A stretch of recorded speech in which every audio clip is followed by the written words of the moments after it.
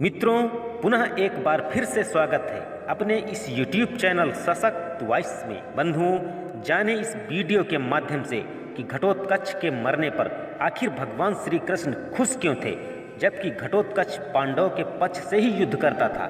फिर भी उसकी मृत्यु पर भगवान श्री कृष्ण खुश थे क्यों?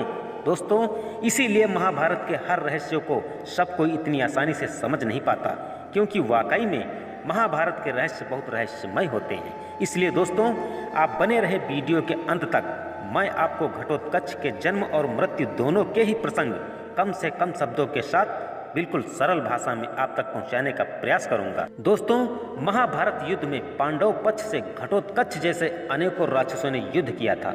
घटोत्कच भी उनमें से एक था। घटोत्कच भीम और हिडिंबा का पुत्र था। युद्ध के दौरान उसने कौरव सेना को बहुत नुकसान पहुंचाया था। यहाँ तक कि घटोत्कच के पराक्रम को देखकर दुर्योधन भी घबरा गया था। जब घटोत्कच कर्ण के हाथों मारा गया था तो श्री कृष्ण यह देखकर खुश थे। बाद में श्री कृष्ण ने इस प्रसन्नता का कारण भी बताया था, जो मैं इस वीडियो के माध्यम से आप तक पहुंचाने का प्रयास करता हूं। दोस्तों, महाभारत के अनुसार भीम का विवाह राक्षस कुल की एक कन्या हिडिंबा से हुआ था। घटोत्कच इन्हीं का पुत्र था। जन्म के समय सिर पर बाल न होने के कारण भीम ने अपने पुत्र का नाम घटोत्कच रखा था। इसके बाद भीम अपने भाइयों के पास रहने लगा।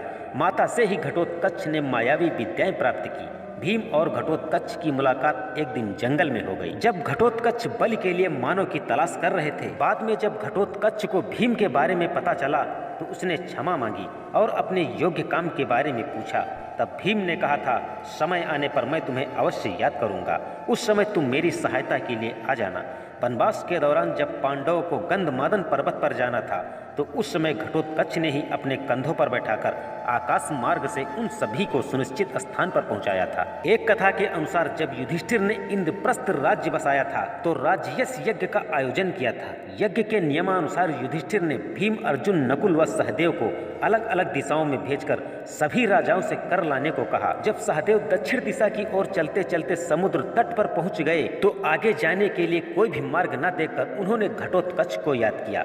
घटोत्कच समुद्र लांघकर लंका पहुंच गया और उसने राजा विभीषण को अपना परिचय दिया और आने का कारण भी बताया।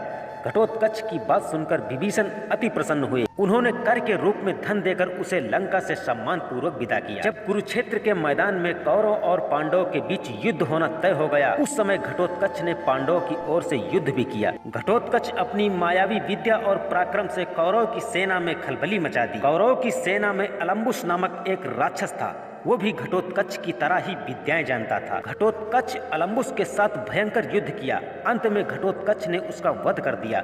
अलम्बुस के वध के बाद दुर्योधन और घटोत्कच के बीच भयंकर युद्ध हुआ। अंत में घटोत्कच की वीरता देखकर दुर्योधन भी घबरा गया था। जब दुर्योधन को घटोत्कच को हराने का कोई मार्ग नहीं सूझा तो उसने कर्ण से उसका वध करने को कहा। कर्ण ने इंद्र की दी हुई शक्ति से घटोत्कच का वध कर दिया। यह देखकर पांडव सेना में शोक छा गया, लेकिन भगवान श्री कृष्ण प्रसन्न चित्त नजर आए। जब अर्जुन ने इसका कारण पूछा तो भगवान श्री कृष्ण ने कहा, अर्जुन, जब तक कर्ण के पास इंद्र की दी हुई शक्ति थी इसे पराजित नहीं किया जा सकता था। अब कर्ण से तुम्हें कोई खतरा नहीं है। श्री कृष्ण ने यह भी कहा था कि यदि आज घटोत्कच नहीं मरता तो एक दिन मुझे ही मारना पड़ता, क्योंकि वो ब्राह्मणों व यज्ञों से शत्रुता रखने वाला राक्षस था। वैसे भी राक्षसों का संहार करना ही हमारा मेन उद्देश्य है। तो दोस्तों, ये थे घटोत्कच के जन्म से लेकर मृत्यु तक का वृत्तांत। मित्रों, आशा करता हूँ कि इस ज्ञानवर्धक प्रसंग से आपको सीखने को मिला बहुत कुछ होगा। यदि इस वीडियो में आपको कुछ त्रुटि मिली हो तो क्षमा प्राणी।